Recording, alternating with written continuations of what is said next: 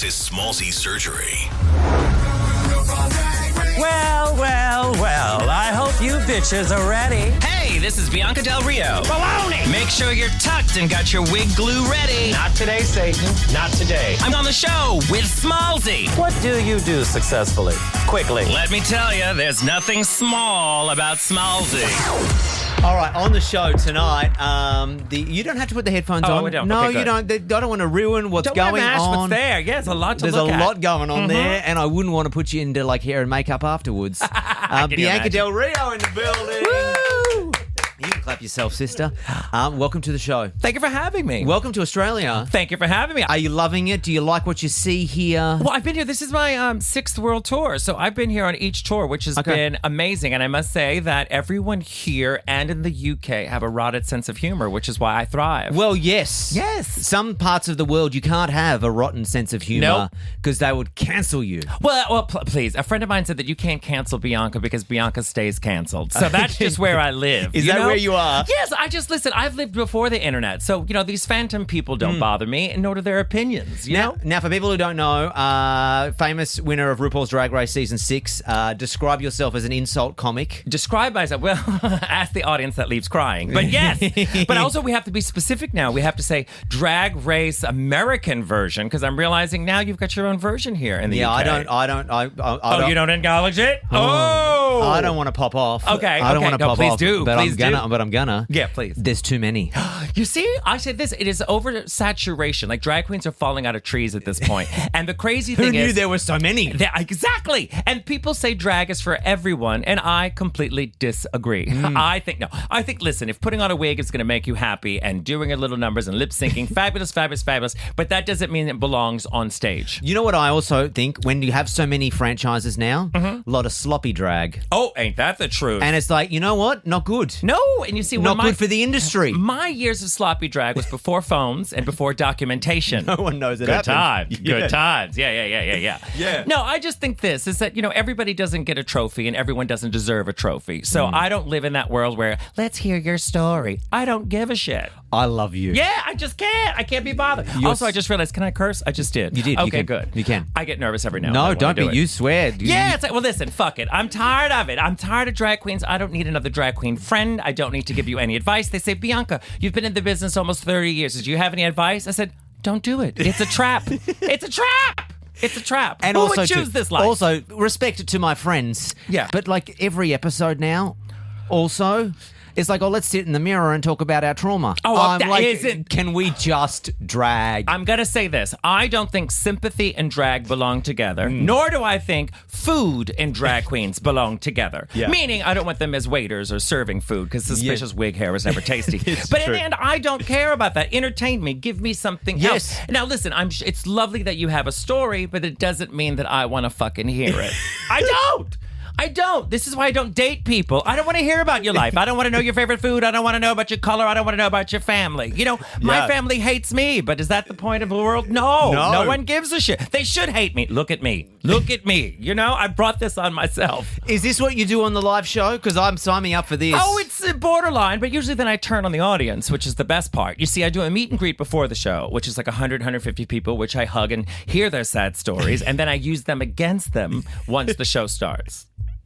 That's the ticket. That's fantastic. That's the way to do it. It's the Dead Inside World Comedy Tour. Yes. What do you do? So you do the meet and greet beforehand. I do the meet and greet before the show. You pick the weak ones out. Well, you pick the weak ones, but it's also very telling because this is when they tell you how much they love you, which is always flattering and lovely. Very beautiful. But you find out who's married, who's got the gay husband who doesn't know that he's gay. Dude, then you've got the drunk. Stop. Yeah. Stop. Let's go there. Do you because obviously what show the first show is in Brisbane and that is the first what show number of the world tour? That'll be number 115 in Brisbane. Okay, 115. Yes. In your time, have you seen men who pretend to be heterosexual and married to their wives bring their wives along to meet and greets with you and you're like, honey, there's something I need to tell you? Let me tell you this sad story. What's interesting is that the girl lures the man in to watch Drag Race. And the crazy thing about straight men is they always assume that we are trying to turn them gay. And the thing is, I'm not recruiting. And a majority of the time, I wouldn't recruit half these people because they're not attractive.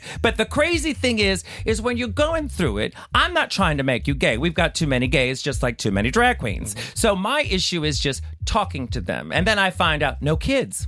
Interesting. Your idea. Interesting. All of this then adds up to it. But usually they're good sports about it, you know? And that's where it's so great about the meet and greet, because I say it's 100, 150 people. So usually they're like the first 10 rows of the audience. Yeah. So even if the whole show goes to shit, I know I've got those 10 rows of the special people that are on my side. You know, and technically that's all I can usually see, you know? Not because of the lighting, just because I'm blind. But that's usually it. This is fantastic. Yeah, it's a lot going on. There's a lot to see. There is. I love. There was a question here. We're going to go back to drag race. Oh, go ahead. Now, obviously, I'll be honest with you. Sure. Your season, season 5. I started. Okay. Went heavy through probably season 10, 11. Okay. Of the American franchise. Yes, of the American franchise, and then as I said, it became like I was watching the same thing on repeat. So I sort of dipped out. I don't blame you. I dipped out.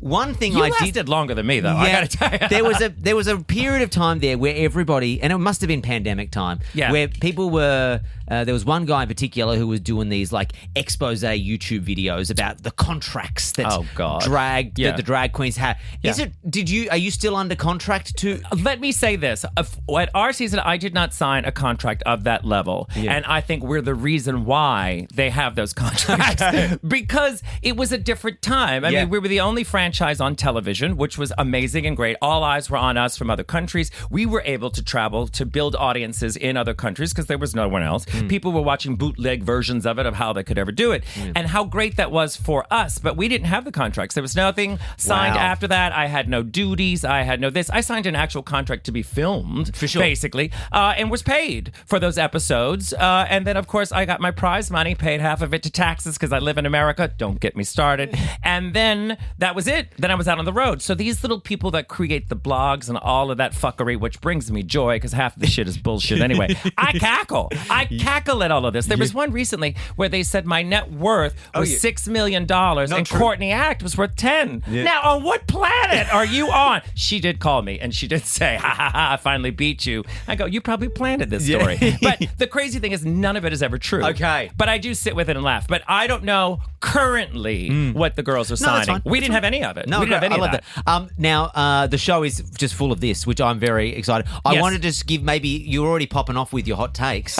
Do you mind popping off a little more? Bring more, yes. I'll give you a topic. Give me that. And then you shall pop off and just, maybe we can volley. Oh, wait, let's try it. Or maybe we can disagree. I don't know. Listen, I've been known to keep more than a ball in the air. Okay, let's go. Bianca Del Rio's hot takes.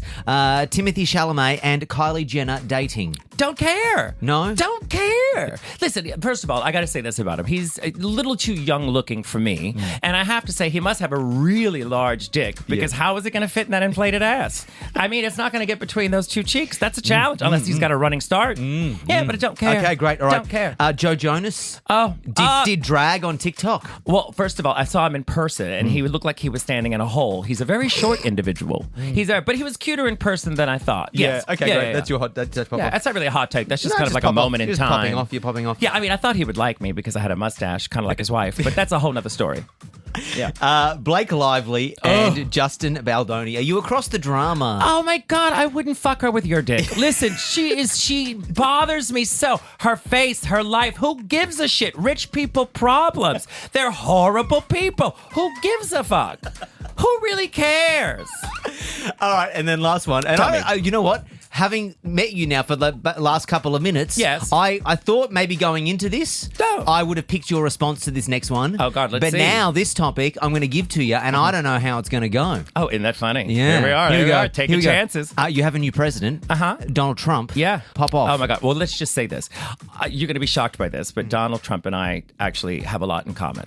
This is going to be weird, and the gay community is going to get upset by all of this, but the fact is we share the same hairdresser, and we both eat fast food. But what's interesting about this is that he's... Cancel him! Oh, police! I want them to cancel him. Have you heard his latest thing about foreigners? I'm like, please, there goes your wife. Like, this is insanity. But this is just the world we live in.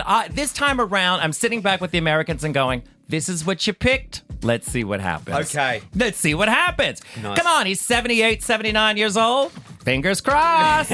I want him to have a date with Jesus soon. Let's go. Take a long dirt nap. Let's do it. Is the website BiancaDownUnder.com? That is correct. BiancaDownUnder.com. That's where you get the tickets. That's also my original porn name. It was a film I did many years ago. No, I'm kidding. Okay, great. I have done porn, but yeah, that's a whole other story. No, don't worry. Everyone's doing it, darling. That's don't worry. true. It's Everybody's doing it. If you're doing it right, you can get out of it. I did. Yeah. That's absolutely Moving on. it. You are a hoot. Well, thank you. You got to come to the show. Are you going to be available? Absolutely, but I will not be in the first 10 rows. You're a smart bastard. And I will linger at the back and watch you. Oh, please, you're not the first man to linger in my back. I got you. Do it. You're listening to the Smallzy Surgery Podcast. Hear more from Smallzy live weeknights from 8. Only on Nova.